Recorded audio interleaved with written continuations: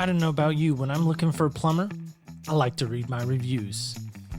HomeAdvisor.com gave me some reviews on our sponsor, Art of Plumbing. Called them. They arrived on time. Immediately found the plumbing issue and fixed it right the first time. I called them last year and it was great. I called them again this year because I had a problem again. They came out, they fixed the problem. They even gave me solutions to help stop the problem in the future at 541-9405. Hey, come take a walk with me, not like you used to do. Do something different and put yourself in other people's shoes. Open up your mind and open up your eyes and change your direction, change your perspective.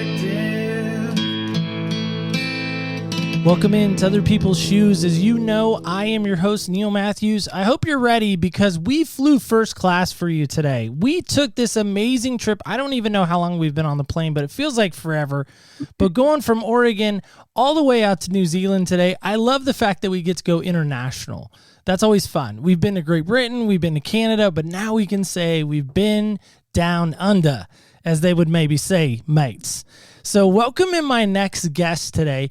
He is a dyslexic influencer. Now, some of you might even be thinking, did I say that wrong? Like the word dyslexic. Like when you hear that, what comes to your mind? I'm going to let you kind of take that in for a second.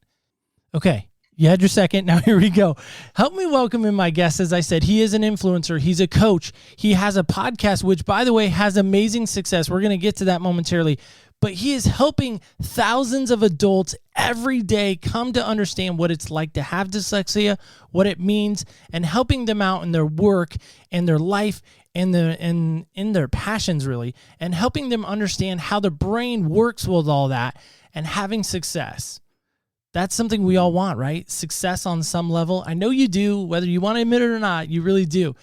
He has founded this movement that we're excited to talk about today. It's called rightsiders.org if you want to know more about that. But help me welcome in my guest, Stephen. Stephen, how are you today? I'm awesome, Neil. Thank you for having me, and thank you for flying down under. It's quite a trip in these crazy times. So appreciate you visiting. Well, I always like to say, I'm a kid of Mr. Rogers, so we have to go there in our imagination, right? We have this magic airplane that takes it. I think of it as like this Lear jet, like it has everything you could ever imagine on this airplane. So I like to visually think like I'm in this place with you. And the idea, of course, right, we're trying to get in your shoes today. So it's how can we get in your shoes remotely? We can't. We have to be face to face with you. And so that's kind of where we're coming from on that. Yeah, I love it, mate. And I think that's, it's a great starting point around dyslexia. You've kind of stepped into it. Dyslexia is visual thinking. That is the difference, visual processing. And, you flying there in your mind, you're speaking my language, metaphors, stories, dreams, imagination. It's our place to play, isn't it? It really is. And so with that, help us with this. I know right now at the time of our recording, it's the morning where you are. If I did my math right, we're 12 hours ahead of you. If I'm remembering right, because we're in Oregon. Where are you in New Zealand? Where are you exactly? I'm up in Auckland, so I'm up in the biggest city. So we live in the future. So I can tell you the future is nice. It's looking good. So Wednesday. I think it must be Wednesday here. Is it Tuesday there? It is technically still Tuesday here. Yes, that is correct. So technically you are in the future. So in the future then, is COVID done and has the University of North Carolina won a basketball championship in college? I need those questions answered before we go too far. I used to love basketball as a kid, and sadly no. It's actually weird over here at the moment. We've literally gone back down into the lockdown overnight. So it's actually we'd kind of got free from it for 100 days, and overnight it's kind of changed again. So it's crazy times, isn't it? It's crazy. It's great to have an imagination that you can live in sometimes because you don't have to worry as much about the outside world and vice versa. That is for sure. So help us with this starting off question. What size shoes do you wear? Oh, that's a great question. So I'm a size 11, but what I would say is one of my feet is slightly a different size. So have you ever had those experiences where you have to go and get shoes and one shoe fits perfectly, but the other shoe is always just slightly off? That's my story. I have. And is that a US size 11 or how does that work down there?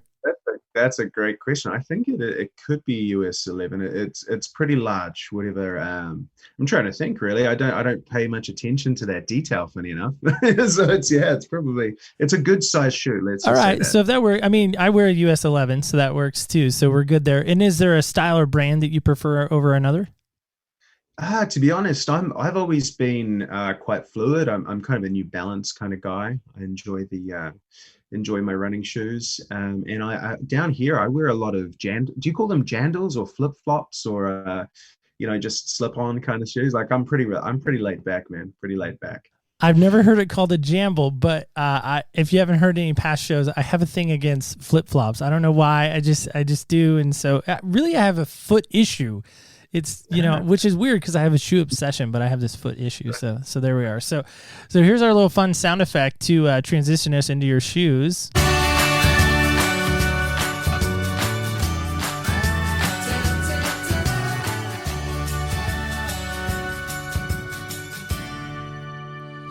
And now we're officially in your shoes. See how that works? It seems longer when I hear it every time, but it's about 15 seconds, guys. Don't panic. So Stephen, help us with this basic question, right? When I thought of dyslexia, like it actually is not it's one of those words that I absolutely hate, to be honest with you. Like there's a list of words out there, not only in the English language, but probably in languages everywhere, that I think people have words that they just detest. Dyslexia for me is one of those words. So for you, what is dyslexia? Help us break that down. Yeah, 100% right. People always joke, for a challenge where you can't spell very well, why would you have created a word like dyslexia? People joke about it. It's true, isn't it? Like, and I think for me, when I first started out, I was like everyone else. It was a challenge with reading and writing. I think that is what everyone's picture is, or it's a disability. And as I've gotten older and as I've done my research, as I've spoken to hundreds of dyslexics around the world to see the common traits, what I've been learning and what I've been really talking about is it's more the way your brain processes information. If you think back, Neil, to when you were a little baby and you couldn't speak any language, you had to use visual and sensory information to know who your mother was in the world. When they said mum, you had no idea who that was. You just had to know from her smell, from her look, from that side. And what happens at that age is dyslexics continue on to prioritize the visual side of their brain versus the symbolic side, which is where language and text is going. So when we're always staying on that visual side of the brain, you can imagine the challenges when we're in a left brain world that's all about writing, reading, academia. It's caused so many challenges because it's not really set up for us and how we work. And the way I kind of say it is, I don't believe dyslexia is a disability in itself. I see it more as a dyslexic is someone with a Mac for a brain, Apple Mac, and a left brain thinker or a neurotypical person is someone who's got a PC for a brain. They both work, but they're a little bit different. And if you've been taught how to use a PC all your life, but you've got a Mac in your head, you're gonna struggle a bit. The short keys aren't quite the same, and the way you operate it could always be a bit clunky because you haven't been taught how to operate it. Does that kind of make sense? 100%, because I'm such an Apple guy. I'm like, the minute you start talking and going down that road, I'm like, man, he's speaking my language, because I was a PC guy for the longest time. And then when I started podcasting, everything they say, Apple is the way to go to edit and yada, yada, yada. So I bought a MacBook. I've had an iPhone for years. I love the fact that, by the way, I can have the iPhone read to me. That I use that feature probably more than any other feature. But to me, I've never heard anyone articulate it that way, and that was a big takeaway for me. So that was really awesome. I love that. So going into this, we started this series that you get to be a part of, which and I think you're pretty excited about from our interaction and emails. But tell us what happened when on March 14th, 2018. Why is that date so significant to you? Well, that date to me is so powerful in my journey, because I think this is the thing. Like life is a bunch of chapters, and you go through different chapters in your life. And probably to give it some context, I found out I was dyslexic when I was 10 years old. I was very lucky to be in a private school, and a teacher could see I had a high IQ, but I wasn't able to get the information out of my head in a way that the system or the man could operate with it. And when I got tested, I always remember my mother saying to me, the first thing you said is, "At least I know I'm not stupid." That was a massive moment. And from that point on, fast forwarding the story a bit, I'd always thought it was just reading and writing. I'd always thought it was that, and I always thought I was probably smart enough, street smart enough to actually be able to solve those problems with technology, or kind of winging it through life to kind of survive it. And then when on that date, that was the date I sat down with a dyslexia specialist a few years back now, and she opened my eyes to what it really meant to understand how our brains operate visually, how they actually work. And it felt like I'd been lied to all my life, or I hadn't understood myself. I'd always been searching for something that I could never find. I'd done all this motivational stuff, and I was sitting there at the table. And the moment it came to me was, we were sitting across the table, and she goes, "Where have you gone on this date?" And what she was referring to is there was a builder doing some work on her deck. Hopefully that makes sense. DECK. My accent's always fun with that one. But this builder was hammering away, and she goes, "Where did you go?" And I said, "Oh, in my head, I could picture the builder doing the work, putting in a nail. I could picture it." And she goes, "Okay, so you could see the builder, and you could see him working in your head." And I went, "Yeah, I can picture that. I'm very visual," thinking like I was some amazing, amazing person at that point. And she goes, "Wow, that's amazing." She goes, "And when did you meet my builder?" And I said, "Oh, I've never met him." And she goes, when have you been in the work site where he's working?" And I said, "Oh, I've never been there." And she goes, "But you can picture it, so you must know it." And I was like, I guess I've just created the picture." And she goes, "How do you not know that area is not filled with yellow rubber ducks? How do you know that is not what he's working on? How do you?" And I went, "I guess I don't." And at that moment, she shared with me something that, really changed my life, is the realization that our brains are so powerful visually and emotively. We can put emotion with the visuals that we create in our head, but a lot of the time, those visuals are not real. They're created. And at that moment, I had this chill that went down my spine. And I thought back, how often have I done that in my life? How often has that built my character? How often has that directed me from things I've created that aren't true?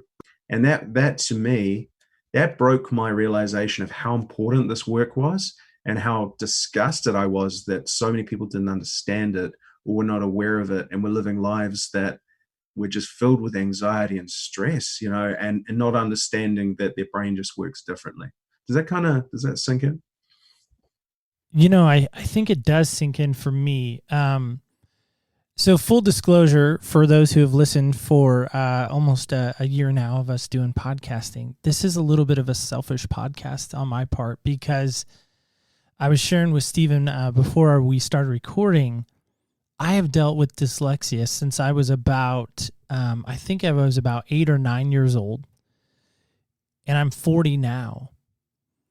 And I started to realize more and more that I was so alone and isolated. I almost figure like the ugly duckling, we all know that story pretty well, right?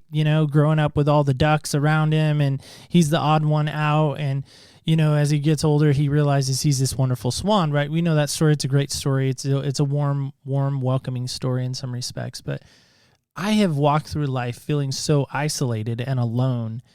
And when I came across Stephen and not only his podcast, but the work that he's doing, I was immediately like, man, I got to know more about this guy and the work that he's doing. So I ask you, Stephen, because for me, I have moments in my life that involve dyslexia that have been really hard, like almost bringing me to tears to even talk about it hard. But do you have any parts of your story that maybe bring some emotion or have somehow brought you pain in any way? Yeah, definitely. And I think, I always look back and I was so lucky at the age of 10 to found that out because, and also to have a family that framed it in the right way, and like that was really important. I think, that moment in March that I spoke about, it was the most beautiful and painful moment. To think that part of your life you've not known who you really are, and to find that moment where you find that. But then, the power of the dyslexic brain, I think, and the challenge of it is it runs off in rabbit holes. And because the visual mind, the dyslexic mind is over 6 times faster than the neurotypical mind. We're naturally quicker thinkers. We're the witty ones, the smart ones. Our brains can run off and create different storylines. So it does the same backwards. It looks through your life. It visualizes through your life of all the things that have been affected by this. The times where, I've had those dyslexic days where I just want to curl up in bed and watch Netflix and turn the world off. And the days where the days where the amount of businesses I've started and managed to get to 80 or 90%, and then I've gotten bored and run off in a different direction. And starting to understand why I did that or why it was happening and to kind of unpack that, it's kind of like in a massive amount of emotion that goes through your body. And like we're naturally very emotive people, but we're not always great at working out where that emotion is connected to because our brain is running faster than our emotional body. We can't always say, oh, was it that thought that caused that emotion? So it's kind of this weird flux that kind of created. And like, if I'm honest, that was the most beautiful and painful moment in my life, realizing what I didn't know. Does that make sense? Yeah. What led you to go to that table with her and have that conversation? What kind of was the precursor to that? That's a great question, Neil. And it was actually my dad. I was sitting around, we were having a beer, and he said to me, he goes, "You've been looking for something for so long. I've done studies on NLP, on motivation, on all these cool things where we're natural growers and learners. And but I'd never really found what I was looking for. It was always kind of a Panadol rather than a cure to what I'd been searching for." And he said to me, he goes, "Your mother had always told you, she'd always been supportive, but supportive to a point where it kind of made me not even think dyslexia was a challenge. I just kind of carried on with life. It was just the way I worked." And he said, "What if dyslexia was the key that you'd been looking for?" And so naturally, as a man and thinking I know best, as we do a lot of the time of our lives, I kind of dismissed him. But he kept bringing it up time and time again until he found a woman who specialized in it. She was part of the Davis Dyslexia Foundation, which is a really big thing actually based in the States. And she, I said, "Dad, I'm gonna contact her just for you. I'll do it. I'll make you happy with, I'll do it for you." So I finally contacted her and I had a quick conversation, and then I ignored her for at least 5 or 6 emails. I kept going, "Oh yeah, we'll do a meeting another day, another day, another day. This isn't what it is. Reading and writing, I don't know how to do a spell check. It can't be that. I've got a business. I'm relatively successful in parts of my life." And then finally, she knew how my brain works. So she knew that she had to follow me up 28 times to get me in the room. And she knew that was actually okay, because when you understand how people's minds work. And finally I went to that meeting, and I was so happy. My dad and her, they never gave up on me, which was so beautiful. Do you mind sharing that lady's name? Yeah, her name's Vanessa Victor. She's one of the partners in Right Siders. So all right, nice. We've built it together. She's absolutely amazing. Yeah. And she okay. It was a game changer. Yeah, I think about that because, I had that teacher, well, at least my story, I had that teacher in 4th grade that recognized something had been going on. I asked my mom actually years later, I was like, what did she see? What did she notice? And she said she was the first one that really kind of detected it, because I guess she had seen it before in kids. And, again, this is not like 2000 and something like your story, right? This is back in the, early 90s, late 80s. And so, again, I just think that's great when we can understand, how that works and that process and all of that. And what a freeing day that must have been for you, that it opened so many locked doors, in a sense. And as you're talking about that, we just came out of this series that we spent on, the search series, and we were kind of centered it around that U2 song, right? I still haven't found what I'm looking for. And so as you're saying that, I'm thinking like Bono in my ear right now, not your voice. Sorry. I kind of went to Bono for a moment. So That's fine. hope you're okay with that. He'd sing better than me, Neil. Don't worry. Okay. I agree. All right. Just so you know where my mind was going. I was listening. I promise I was listening. Why do you think it's so hard for people to really understand dyslexia and truly get it? Because some people think, well, you just got to learn to read and write better. You just got to learn to spell better. You got to, spend more time on Hooked on Phonics, whatever it may be. I always joked that, I was homesick on Hooked on Phonics Day. So, I mean, is that really what the key is, or is there more to that? No, it's a great question. I think awareness is the biggest piece of it. People don't really know what it is. They know what they're told it is, and they form an opinion very early on. And I think what we're seeing is the amount of people that weren't diagnosed, because it's dyslexia is not an old thing. It's only been around, even in broad scopes, that the kind of forming of it in the last 100 years, and that's probably giving it a bit too much credit for the length. But it's amazing that people just don't get the purpose behind it or why it happens. They kind of go, okay, the effect or the leaf on the tree is reading and writing challenges. But what's the root of it? What's the root? What's the real reason? And that's the thing that's not spoken about, because you can kind of try and solve the leaves, but if you never get to the root or the understanding of the why or the purpose behind it, you can never truly solve it. You're kind of just putting a plaster on something that comes off, and you put another plaster on. You never actually heal the problem below it. And no one, I think, there's a real feeling by myself is you can't get a pill for dyslexia. And I think, there's not been as much research in it because no pharmaceutical company can develop a pill for it. So they can't make money out of it. So it's probably not been researched or looked into as much as it could have been. Does that kind of make sense? It does. And I'm going with your tree analogy, which was great. Again, never even thought about that from a standpoint, looking at it from the leaf, but we got to get to the root issue, right? So in your opinion, what is the root issue? The root issue for me is that we've all been taught incorrectly for our brains. The true belief is exactly what I was saying at the beginning is, we've all been taught how to run a PC. We're not stupid. Like there's, if you can work out how to use your mind, and it does work around visualization, it works around, if you're a visual thinker, how do you put, the coaching I do is all around how do you start using your visual mind rather than getting stuck. And if you're not taught how to use your brain, and you've probably heard the old adage, if you expect and I'll mix this up, this will be my dyslexia, is if you judge a fish on how high it can climb a tree, it's always going to fail, kind of thing. And like that's completely mixed up, but you get the point. It's kind of the challenge with it is we kind of believe that we're kind of judging ourselves on left brain metrics of success, where we're not left brain. So why are we judging ourselves against a rule or a measuring stick that doesn't work for us? Like the right brain thinkers, you look at the dyslexics like Steve Jobs, look at all those guys, John Lennon from the Beatles. They were all creatives. They were remarkably amazing human beings, but they went down different paths than academia. But with us having to go through how many years we do of school, and get beaten down and told we were wrong and how many mistakes we made. A statistic I heard is that the average dyslexic child gets told they're wrong 20,000 times more than a non-dyslexic child because they're not living up to the standards, which is quite a powerful thing.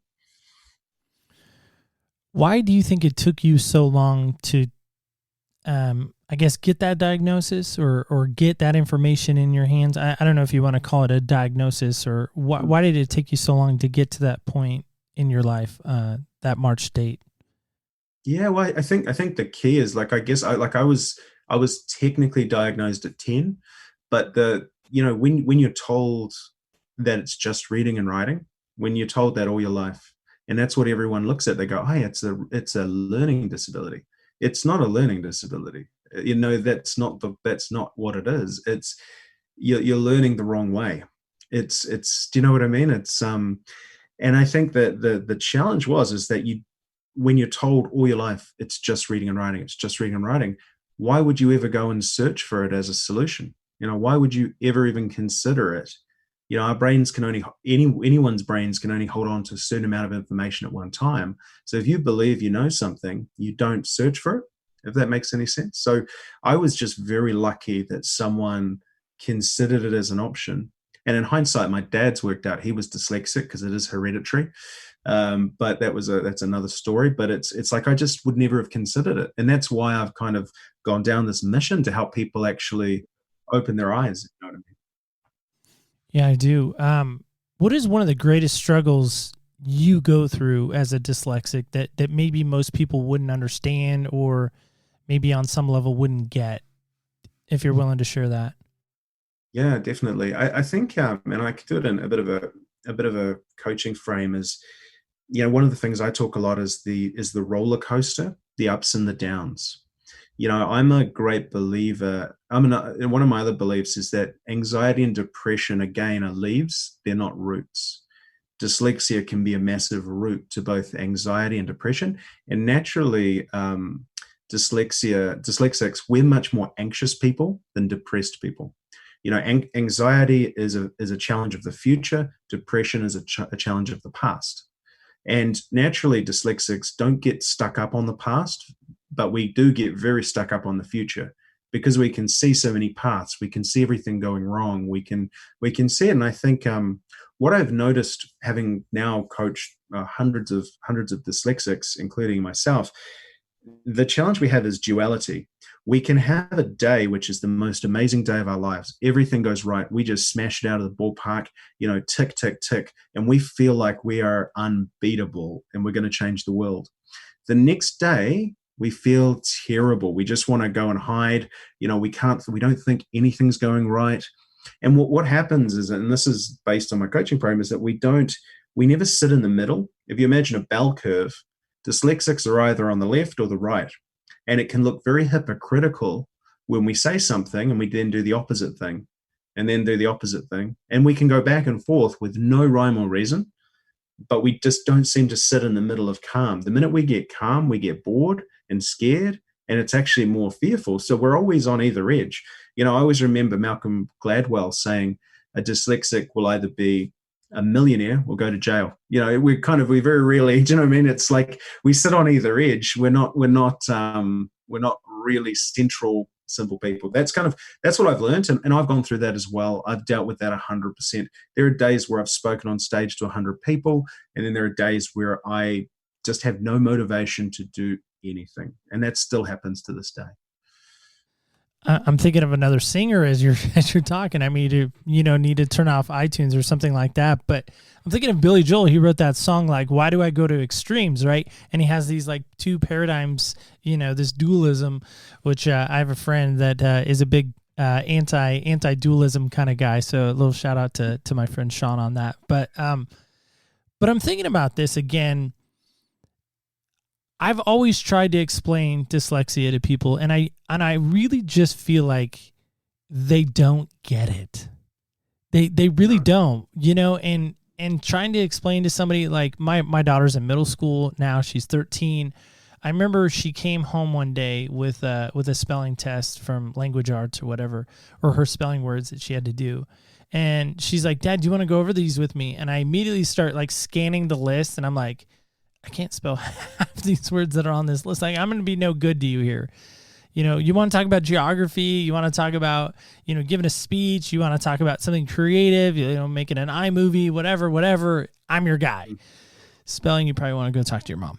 But why is it people can't seem to really walk in our shoes? I mean, to kind of go show on you. Like, why can't they get in a dyslexic's shoes and really understand that, in your opinion? I think the challenge is it's very hard for people to step into a brain or a perspective that they've not had. we're so focused with blinkers. I think every human being, dyslexics, non-dyslexics, we're all very in our own heads. We're the heroes of our story. So everything has to come from our lens. And the challenge when everything comes from our lens is that it's a very limited lens. And it probably is the reason most of the world's problems happen, is because we can't see other people's perspectives. We can't step back. And I think that is the biggest challenge with this, is that people don't understand the comorbidity. That's, I'm going to stuff that word up, but the comorbidities, the things that are similar for all dyslexics. They don't understand the common string that holds us all together. They just look at those leaves because that's what has been the most obvious thing, and I think because not many people are talking about this, not many people have stood up and said this is the thing. And we're seeing this day in, day out, the amount of people joining our tribe, joining our Facebook groups, listening to our stuff and going, how do you know my life so well? Are you watching me from behind my shoulder? You're in my head. And it's like, no one's talked about it, because I just don't, and I wish there was an easy answer. I just don't think it's been brought up enough. People have talked about it from this level. And I think it's a beautiful world that we're coming into, that this is starting to be spoken about more. There are people interested. There are people going, oh my gosh, how do you know me? And it's a beautiful thing. Like, it's finally starting to open up. So I don't know about you, but when I have to write an email, when I have to send a text, when I have to do any kind of letter writing, when I have to do anything that is involving writing of any nature, whether it be a Facebook post, Instagram, a tweet, a whatever, it doesn't matter. Anytime I'm using the keyboard, I immediately have a mild panic attack. Am I alone in that, or are you in my shoes with that as well? That's a good question. A lot of people are. I always remember the best thing I ever learned in school was how to touch type. That was the one thing I learned. They just started teaching computers, and oddly, I picked that up really fast. I had one of those games. The minute you gamify something, I'm interested. I had the Mavis Beacon, back in the day, where I was tapping away, and I was very lucky that I got really quick, that I could actually catch up with my head and keep things going. And so I was okay with it. But again, it's not my chosen communication style. And my challenge is I'll write too much, or I'll to get across a short message, I'll write this much. It'll be massive. And so, like, what I've learned is, how can I better use the Mac in my head? So I use a product called Loom, which is really cool, and I do video emails. So I can within a minute, I can do a video email, put it in the email, and someone can watch a video of me talking through something. And people go, wow, you made me a video? And I was like, yeah, it wasn't that hard, but it was much easier for me. So I found a lot of solutions to kind of lower that panic. In my job, I work for a Fortune 500 company here in the States, and a lot of my job is on the phone and on email, right? So I work with some of our stores, their dealerships, and in that, I have picked up the phone more often than not than responded, to the email. And they'll say, "Oh, you could have just emailed that to me." I'm like, "Yeah, it's easier if I make a phone call." Because I don't want that. Like, I'm so nervous about the correspondent. Like, I'm going to spell a word wrong, or, I get the tenses wrong. Like, I wanted to do that. Instead, I might say want to do that, right? So just things like that have my little hiccups and little idiosyncrasies to it. But I was going to ask you this. How good is your memory? Like, I'm not going to put it to the test, but I just was curious. Like, could you talk about that? Because for me, and again, maybe this is where maybe we're going to have a little difference here, but my memory and my recall for statistics, especially sports statistics, tougher to say than it is to actually, like, I can't even spell it. I'm just saying, but whatever. But my recall for visual sports images is off the charts. It's just like my friends tease, like, you should be on Sports Jeopardy. I'm like, there are people better than me. But how good is your memory? And is that a part of the dyslexic thing? And speak to that. That's a great question. And you're right.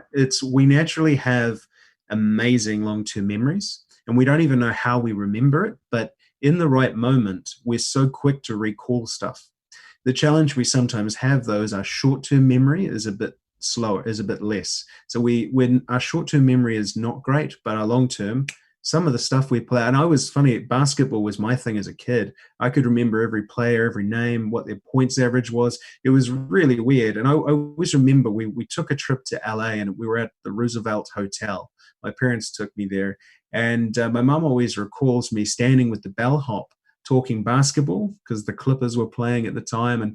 And I was reeling off the players going, oh, he's great, but I think his ankle's out. He's out this week. And the memory of some of this stuff, like they said, how does he know all this stuff? Is he from America? And it was like that recall is very common for long-term stuff.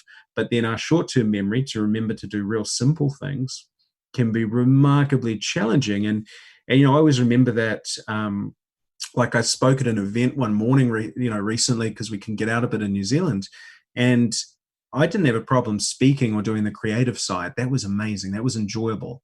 My stress was making sure I got there on time. I remembered my laptop. I remembered all the small little things, the detail things, and that was the stress. But then I go and do the creative thing that everyone else struggles with, and I'm like, this is easy. I don't even have to worry about it. I can talk like this because I'm passionate. It's easy. So it's our challenges are very different.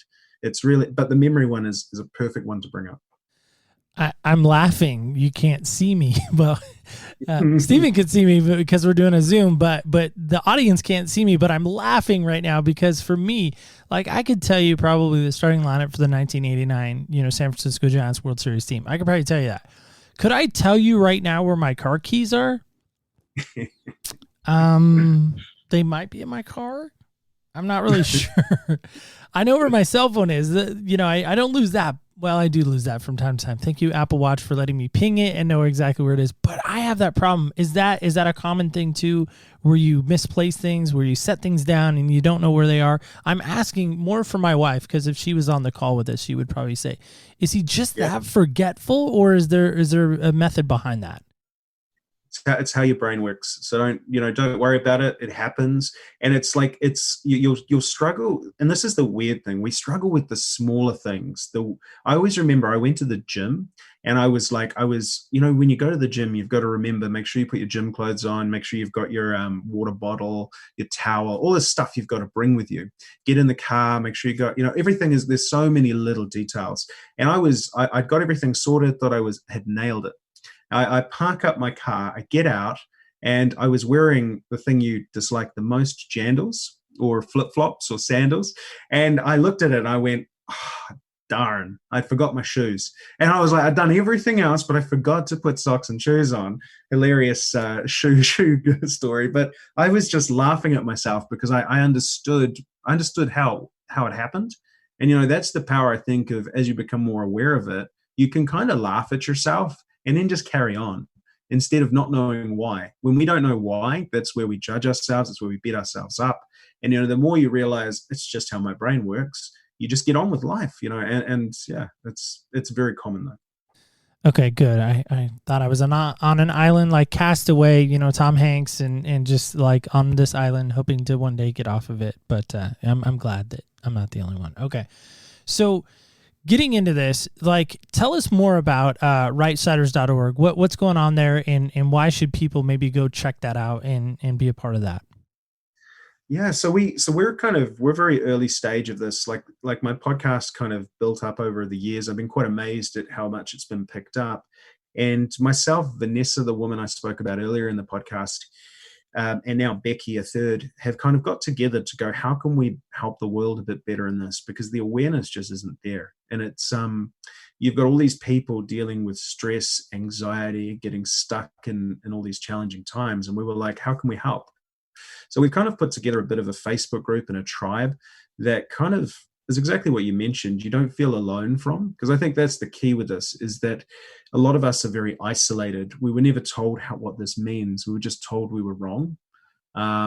So we've kind of created this little tribe there that helps people. That's really, really, really affordable for people to join. And I also there do a lot of coaching. So I coach around the world. Thank you, the power of Zoom, to be able to support people to start to operate their brain better. If you can start to load the right programs in, you can start to finally get the success. If you work out how your visual mind works, how you can reduce anxiety, you can actually start achieving the things that feel impossible. And so my coaching program is called Landing the Plane, and it's how to actually fly the jet fighter that you're flying, and actually land it where you want to land it, rather than in a field somewhere in the distance. Because so many of us struggle with that. We're quick at the draw, and so we do a lot of stuff like that, which is powerful. That's great. So we of course will link all of that information in our show notes. And I'm happy to hear that the show's been very successful. You're at over like 200,000 downloads or something crazy like that? Yeah, but it's just had 4,000 in the last week. It's really starting to pick up. People are starting to, maybe people have more time, but they're starting to open their eyes and go, wow, this is kind of real. This is scary how real it is. That is some great success, by the way, if you're curious from a podcasting standpoint. So last question, and then, of course, I want to play a game, because you said yourself you love games, and so we always play a game at the end of our show, so we'll get to that momentarily, but stay tuned for that. Senseless is on its way. So I want to ask you this question as we kind of wrap up, like I said, Stephen, and that's this idea. Do you ever remember that moment where you just felt so helpless and isolated? And I know you kind of talked about that, but what did that really feel like when you were finally just like sitting in it thinking, this is just the worst it's ever been? Do you have one of those moments? Yeah, no, I definitely, I think, I like to think everyone does. And I think it's valuable to talk about them. Too many people don't. I've probably had heaps of those over my life. Now, just to pick one, I think it's that feeling, that time you shot for the moon and you shot for the stars. You wanted to go somewhere great, and it just fell apart. I always remember one of my businesses where I was in the web design industry early on. Didn't really know much, but I had such a passion to help people, but I didn't know what I was doing. And I think when you're young, you're very headstrong, but you don't really get a lot of stuff. And with dyslexia and communication, that adds a whole nother level of what happens. And I always remember that business falling over or failing. And it felt like I let the world down. I felt like I would never recover in that moment, that there was no point. There was not no point anymore of life, but there was I felt like the biggest failure ever. And then I was quite lucky, I guess, with the benefit of dyslexia is, after you sleep, you sometimes forget all those problems and you step back up and it's like a new day and you carry on. But it's, in that moment, it felt like, what's the point? What's the point? So I get it. Yeah. And I just think there's so many times that, people in general fail, but I mean, not to make us, and I say us, because I believe I suffer from some form of dyslexia as well. Schools have told me that, not just me telling me that, or, WebMD telling me that. That was a joke, by the way. WebMD may not tell you that. But my point being is that I wonder how many times people have sat in just this isolated state thinking, I'm just stupid. I would even use, and I don't like the word, this is on my word list, right, of words I don't like, the word retarded even, the word stupid, I mean, there's so many words that you could throw in there, almost like this blank line, and you can insert in this word whatever. Do you remember that moment in your life too, where maybe somebody called you a name like that and it maybe solidified, or it really just hurt you? Do you have that moment? Yeah, like my big moment around that, it's actually, probably was what based my coaching on, was I was sitting in a classroom at school, and I always remember it was a maths class. The teacher was slightly balding, dark hair, and he put up a problem on the board, and he asked, who can solve this? And it went quiet, and my brain ran off into its little dyslexic mind and gave me the answer. And I always remember not having the confidence to say it out loud. I just didn't trust myself. And at that moment, he put the answer up because no one got it. And he turned around and I let out a little gasp and said, I knew that. And the teacher looked at me and went, no, you didn't.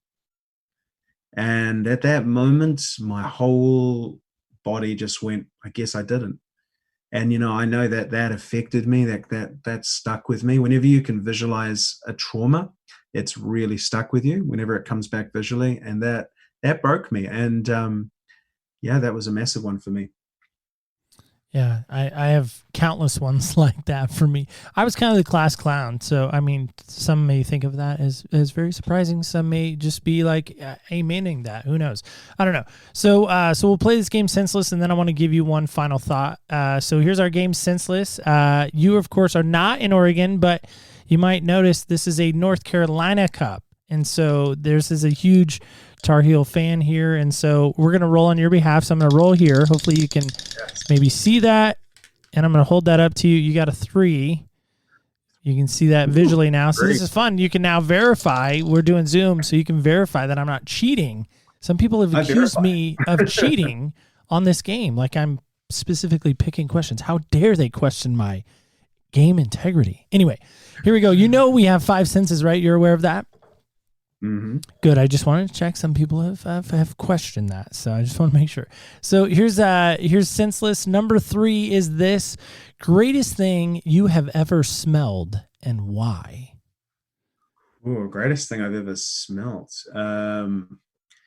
That's a great question. That's a good one. I probably, the one thing I guess it's always important to jump to what jumps to your mind first, huh? There's it's actually an aftershave. Have you ever smelt that aftershave where it smells like someone's just gotten out of the shower? That one that's just so amazingly, how did they manage to bottle that and put it into a little spray that you can put on, and it smells better than when you get out of the shower. That fresh and clean smell, like that smell to me.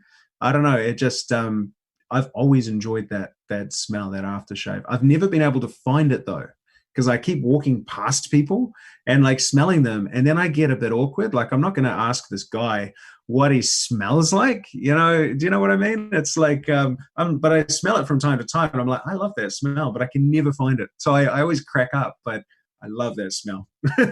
I can see you walking around New Zealand like smelling dudes now. So I don't know if there's a lady in your life, but whatever. I just have very strong nostrils. I feel very powerful. There you go.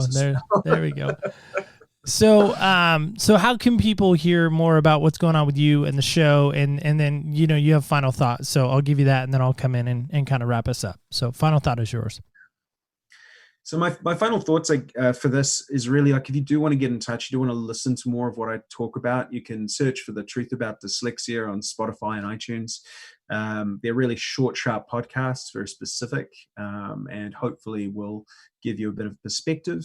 If you are looking for more support on how to use your visual mind to actually succeed, feel free to jump onto rightsiders.org. I'm more than happy to do a free coaching experience with people, because I think it's important to experience it before you even consider it, but only for people that are serious about change. I think that's so important. I can give you the tools and help you use them, but you've got to have the motivation to do it. So I'd be more than happy to help anyone, because my belief is if we can change and help dyslexics take that next step, how much more impact can they have in this world to help, especially at these times. Great stuff there. So I just want to say thanks for coming on and joining us. This has been not only an awesome experience for me, because I feel like, again, when we talk to somebody from somewhere else, I always try to go there in my mind. I've teased for a long time, like, we're flying out to whatever, we're going whatever. We always go first class, by the way.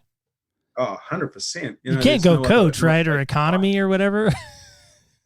Mate, there's no other way to fly. And like, it's, it's brilliant. And, hearing the way you speak, it's great to be able to give this content to the world and support people. Like, people are desperate to hear good stories and understand themselves better. So you're doing a great thing.